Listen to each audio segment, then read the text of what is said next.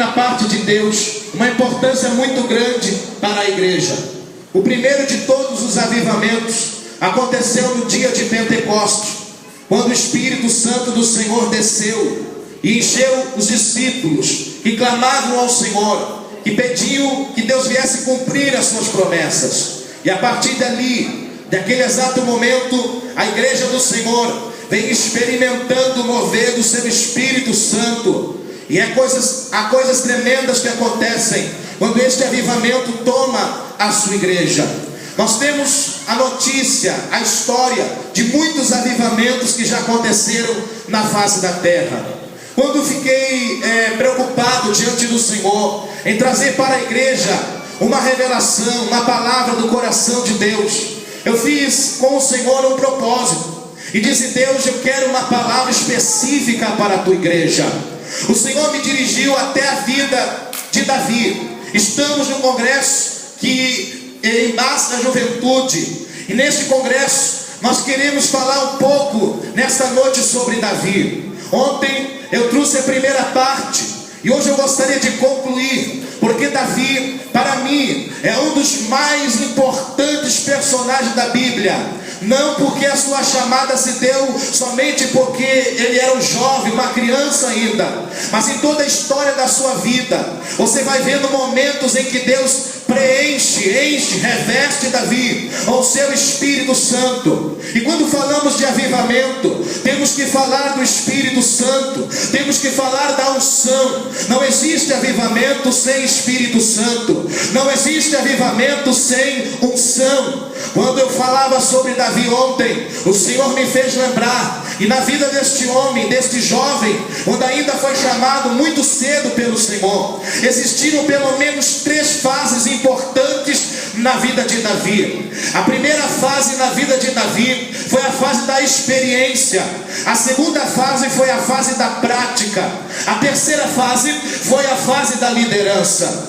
Na fase da experiência, eu gostaria de falar para os irmãos, nesta primeira fase, o que Deus fez na vida deste moço. Ontem falamos sobre o momento em que o óleo, em que a unção desceu sobre Davi. Quando este óleo, quando esta unção ministrada pelo profeta Samuel desceu sobre Davi, algumas coisas importantes começaram a acontecer na sua vida.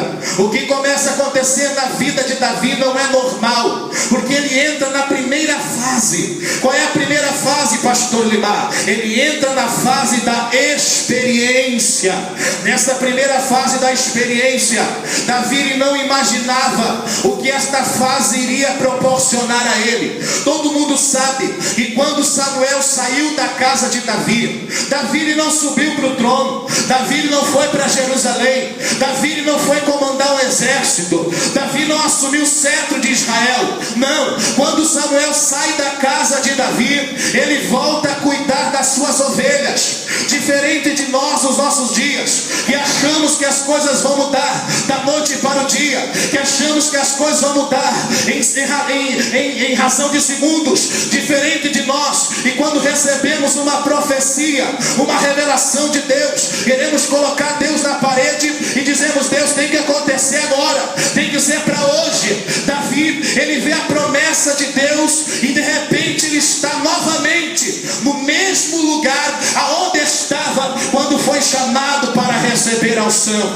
no meio das ovelhas. Repita comigo: no meio das ovelhas. Aleluia. Olha para a pessoa que está ao seu lado e diga: no meio das ovelhas. Davi, ele volta para o meio das ovelhas, mas no meio das ovelhas ele não era mais o mesmo. No meio das ovelhas ele não era o mesmo de antes, porque quando ele foi chamado, ele era um garoto sem unção, mas quando ele volta, ele recebera sobre a sua vida, ele recebera sobre a sua cabeça um óleo precioso, um óleo revestido de poder, que lhe deu a ele agora uma importância chamada unção. Quando Davi volta para o meio das ovelhas, ele volta com a unção, ele volta com o revestimento, e agora Deus tem que dar para ele algumas experiências. Qual é a primeira experiência que Deus vai dar para Davi, depois que que ele recebe a unção, a primeira experiência que Deus dá para Davi, quando ele recebe a unção, se chama urso. Olha para o seu irmão e diga: urso. Aleluia. Faça isso, diga: urso é a primeira experiência. A primeira experiência se chama urso, jovens que estão aqui. O que significa este urso, igreja? A Bíblia diz que Davi estava apacentando as suas ovelhas e de repente veio um urso. O urso vem para levar, para arrebatar as ovelhas de Davi. Mas este urso tem um propósito. Este urso foi enviado por Deus para dar a Davi experiência, diz a história. E Davi sai atrás do urso e de repente ele pega o urso pela sua barba, ele mata o urso e tira o urso das mãos do urso a sua ovelha. Talvez eu falando para a igreja pareça muito simples, Davi indo, pegando o urso, matando o urso e arrebatando em suas mãos a ovelha. Mas imagine os irmãos, um animal que segundo a zoologia ele pode chegar a pesar 1 tonelada. Ele vem a medir quando está sobre os seus 4 pés, sobre as suas 4 patas, 1,70 m de altura. Ele pode chegar até 2,50 m de altura estando agachado. Mas quando fica de pé, ele pode chegar até 3 metros de altura.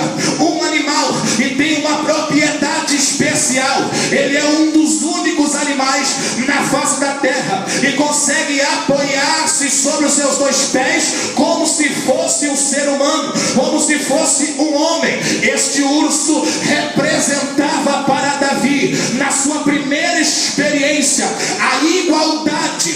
Nós sabemos que o urso, ele é um animal, mas ele fica de pé como se fosse homem. Ele anda de pé como se fosse homem, mas ele não é homem. Ainda assim, continua sendo animal. Eu perguntei: Senhor, o que significa esse urso? Este urso representa a igualdade que o mundo quer passar para a igreja. Muitos que estão aqui estão no mundo, vivem no mundo, caminham no mundo, trabalham no mundo, aleluia, estão no mundo, mas tem que entender que não são deste mundo, porque você pertence ao lugar, está além deste mundo.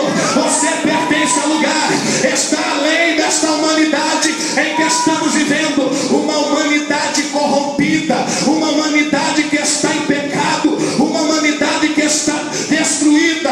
Você está no mundo, você vive no mundo, mas você não é do mundo. O urso parecia homem de pé, mas não era homem. Você parece que pertence a esse mundo, mas não pertence. Sabe por quê? Porque você é do céu, você é de Deus. Aleluia. Quantos têm essa consciência? Levante as suas mãos nessa noite e dê glórias a Deus, porque você não é deste mundo. Jesus uma vez olhou para os discípulos e fez a seguinte oração: Pai, eu não te peço que os tire do mundo, mas eu te peço que os livre do mal. Você tem que estar no mundo, você tem que viver neste mundo, mas não precisa participar das mesmas coisas que o mundo participa. Esta é a primeira experiência que Deus quer dar para um jovem cheio do Espírito Santo. Ele quer dizer para a tua igreja nesta noite: eu vou livrar você do mal que este mundo está causando. Eu vou tirar você, eu vou arrebatar você e vou fazer a diferença na tua vida. Não pode haver conformidade, pastor Paulo, na igreja que nós estamos vivenciando hoje. O apóstolo Paulo, ele diz na sua carta: não vos conformeis com este mundo, mas renovai a sua mente pelo Espírito da renovação, sabendo entender qual é a boa, perfeita e agradável vontade do Senhor. Deus não quer que você se conforme, Deus não quer que a igreja seja como o mundo, mas a igreja tem que ser o espelho da glória de Deus na face dessa terra. Deus está dizendo nessa noite: tem crente que vai vencer o urso dentro desse lugar, vai derrubar o urso dentro dessa igreja. Há uma unção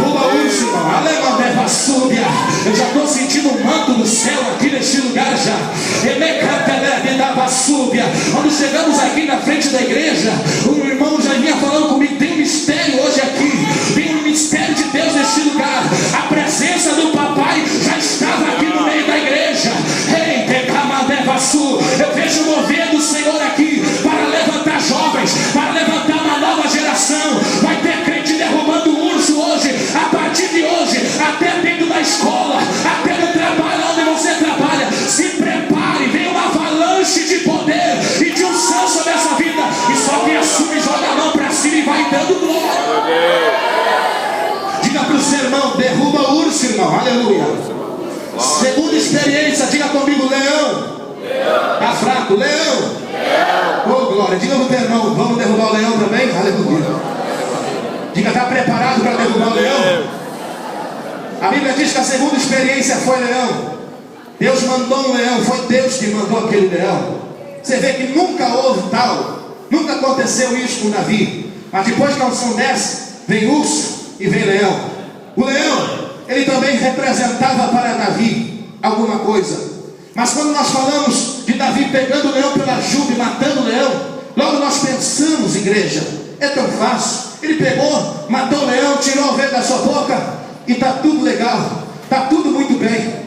Mas se você vai estudar um pouquinho do que significa leão, você vai perceber que leão não é qualquer coisa. Já visto que ele é chamado o rei da selva. Por que ele é o rei da selva? Você sabia que o rugido do leão é o único rugido na face da terra que em 9 quilômetros de distância você consegue ouvir? Estremece qualquer um, deixa qualquer um pasmo, deixa qualquer um batendo joelho com joelho. O leão pode chegar a pesar até 250 quilos.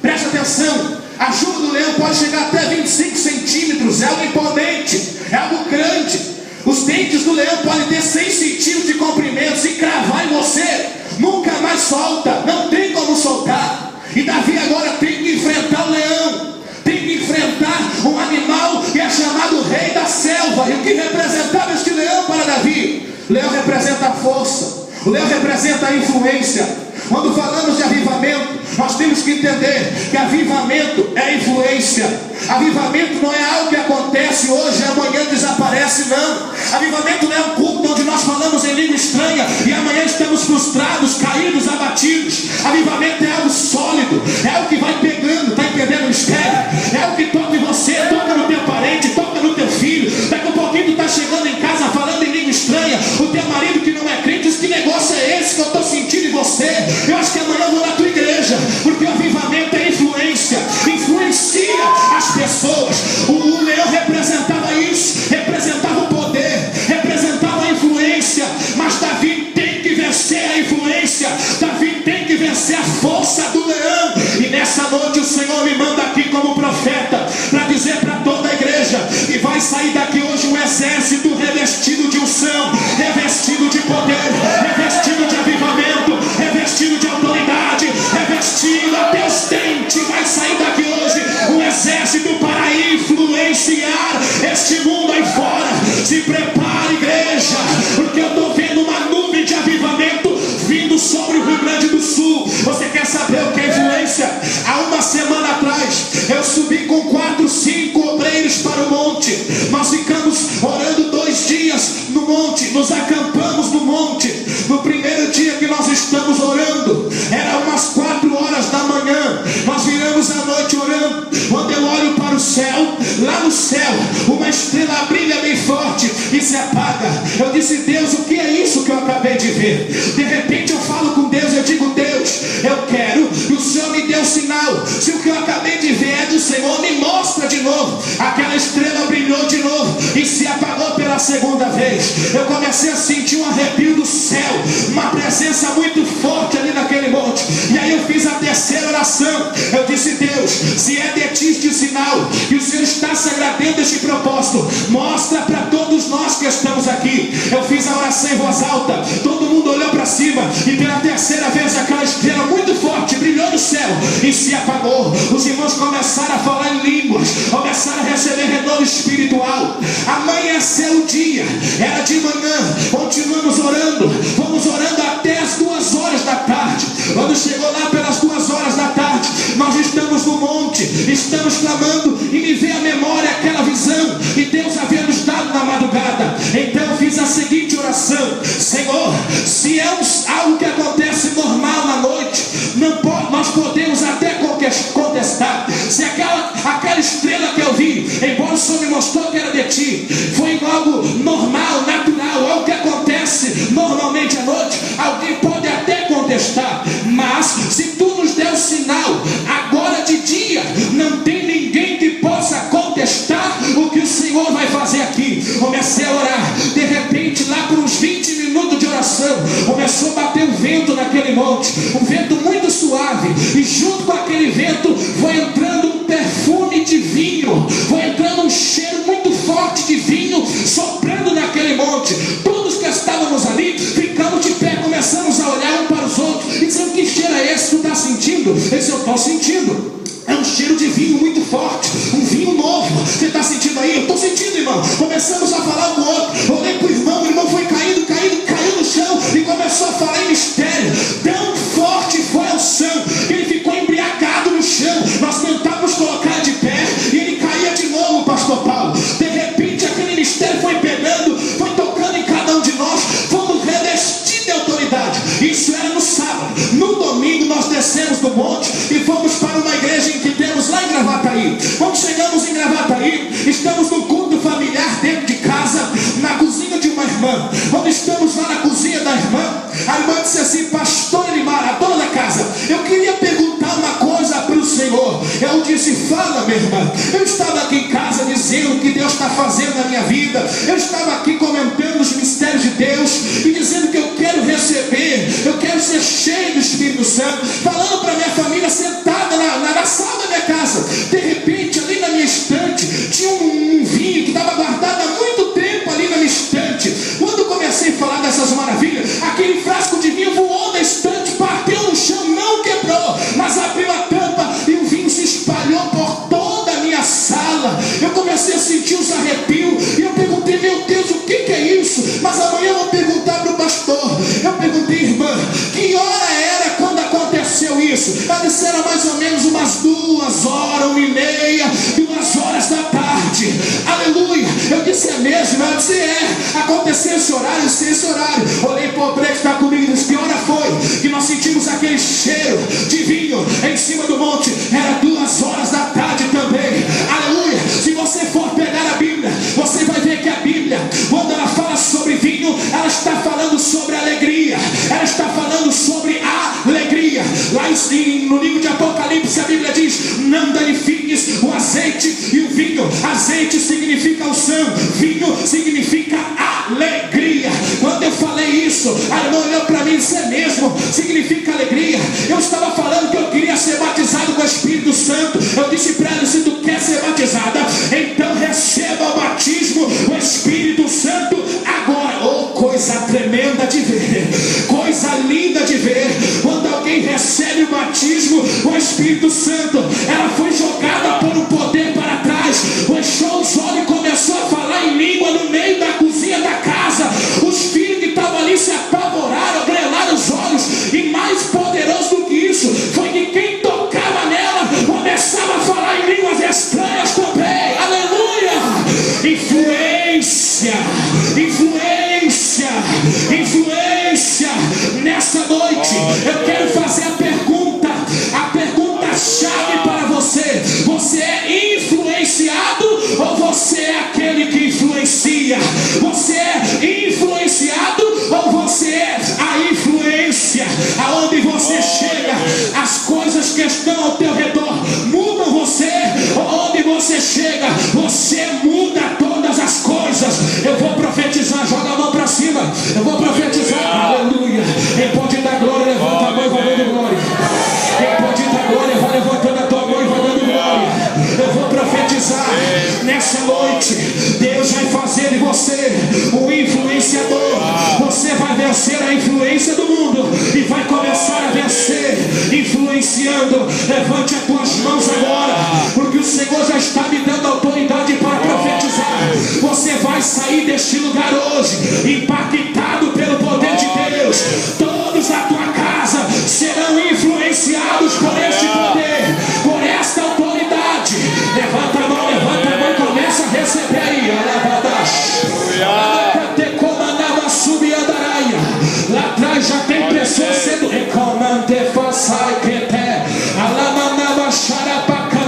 sim, Senhor, estou ouvindo sim. Levanta as tuas mãos para cima agora.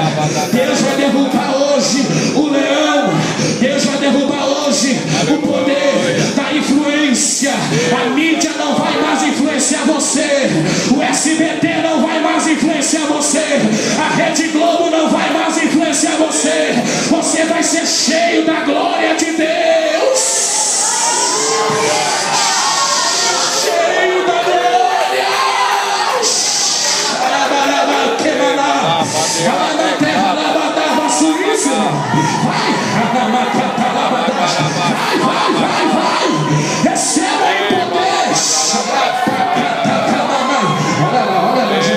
começando já, já está começando já.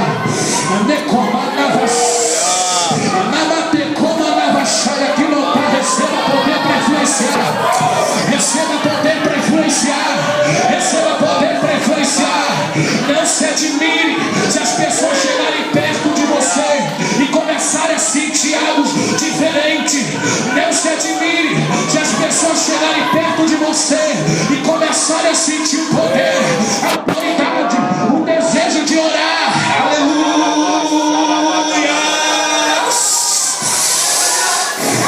Vou deixar assim, vai, pode receber aí, ó. Decoma até faz, já está aí na tua vida já. Já está aí sobre a tua vida já.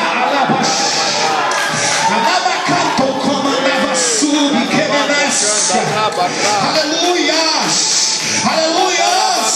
Eu estou vendo se Deus levantando pessoas hoje para influenciar. Aleluia! Quem veio aqui hoje para receber tudo, irmão? Não fica recebendo de conta gota, não. Não, o rio é de Deus, ele está passando no meio da igreja. Bebe dessa água, nada nessa água, mergulha nessa água. Tem crente que gosta de receber de conta gotas. Eu não, eu bebo da água, eu mergulho na água. Levanta a tua mão porque Deus já está derramando poder.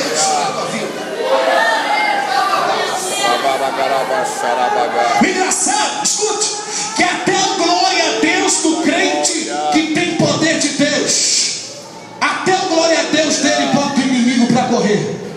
Até a glória a Deus do crente que tem o céu, já comentei, a Raquel deve saber dessa história já que eu vou contar para vocês. Até a glória a Deus do crente que tem autoridade, ele tem poder para botar o inimigo para correr, para vencer gigante, para vencer leão, para vencer urso. Aleluia!